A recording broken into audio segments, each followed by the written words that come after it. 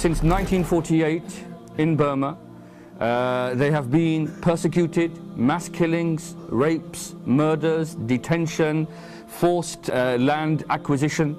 And the United Nations and all of the major human rights organizations in the world, they go to the extent of saying that the Rohingya are one of the most persecuted minorities in the whole world.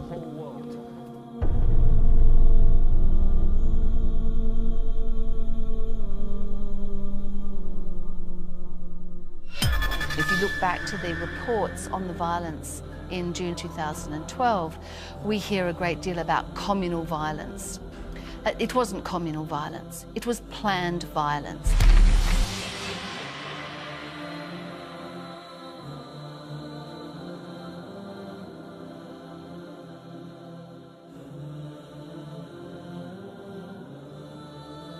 This confidential internal United Nations report on the 2012 violence. It gathered testimony implicating security, political and religious representatives in the planning and perpetration of the violence. It is quite clear for me, according to the testimonies and the people that I talked to while I was on mission in the country, it was clear that all this was organized. The government of Myanmar wants the world to believe that the violence that took place in Rakhine State in 2012 and since has been spontaneous, communal, or an unintended consequence of democratization. Because let me tell you, if the Rohingya were the ones perpetrating the violence against the Rakhine, we would know about it. The Security Council would be dealing with it. We know this. This is the double standard which operates in the world in relation to foreign policy. According to the UN report, there were consistent accounts that Rakhine from other areas were brought in to reinforce local communities prior to attacks. Transport was arranged to take those who were going to participate in the massacres. Express buses were organised, refreshments, meals were provided. The internal UN report cited abuses committed not only by local Rakhine, but also state security forces, including the military, the border forces and the police. The confidential UN document found in just one cluster of villages credible reports of 86 incidents of rape, suggesting a pattern of punitive or reprisal action by state authorities. This evidence is supported by videos smuggled from the region following a later incident.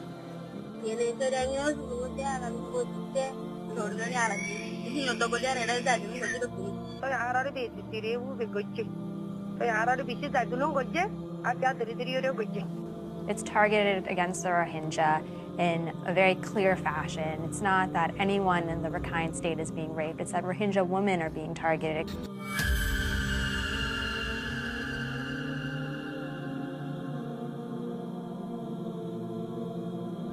What happened in Mektela was a targeted attack on Muslims, not Rohingya, but Muslims who had been a part of the community in Mektela.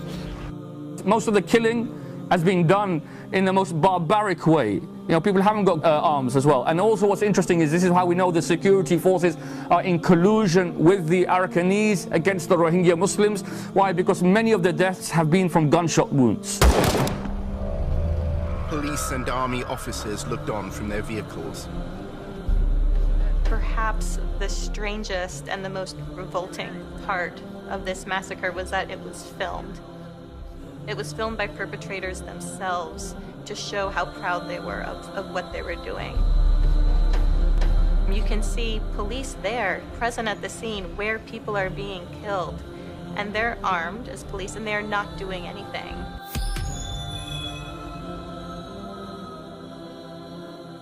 The survivors said that they weren't even sure who they were, all of them, but that a lot of them had identical weapons. It was clear for me, according to those testimonies, that it was organized. These were people out of the town. They were brought to the area, and suddenly they were asked to start this kind of violence.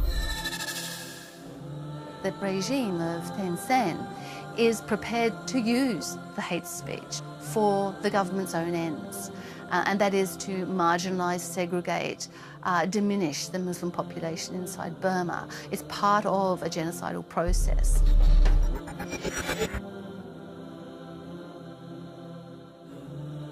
This document was sent to local government officers. It shows how the regime contrives to stir up communal tensions. It issued a warning that worshippers at a Yangon mosque planned countrywide communal violence between Muslims and Burmans. This is absolutely propaganda issued by the state. What these documents speak to is an organised, planned strategy. When I look at that document, what I see is government officials essentially trying to create a threat where a threat doesn't actually exist. When we see a document like that, we get very concerned that various authorities are working to incite violence against the Muslim population. This document is all about schooling those soldiers who are going to be spread throughout the country in Islamophobia. It's teaching those soldiers to be racist. It's terrifying, actually, to see it in an official government document because we can well imagine the impact it has on the young recruits, the soldiers who are listening to this PowerPoint presentation. The document refers to the Rohingya using the Burmese phrase, koto kala. So the phrase basically means dirty, stinky Muslims. In this document, we have a very, very clear example of hate speech in an official document training Burma's military. This document is from the Naypyidaw Divisional Military Headquarters. This is absolutely the responsibility of the military-backed government of Tencent. There is a strong case to be made that there are political forces at play, state forces at play, fomenting anti-Muslim sentiment, fomenting violence, and in the case of Rohingya, fomenting violence that could amount to the crime of genocide.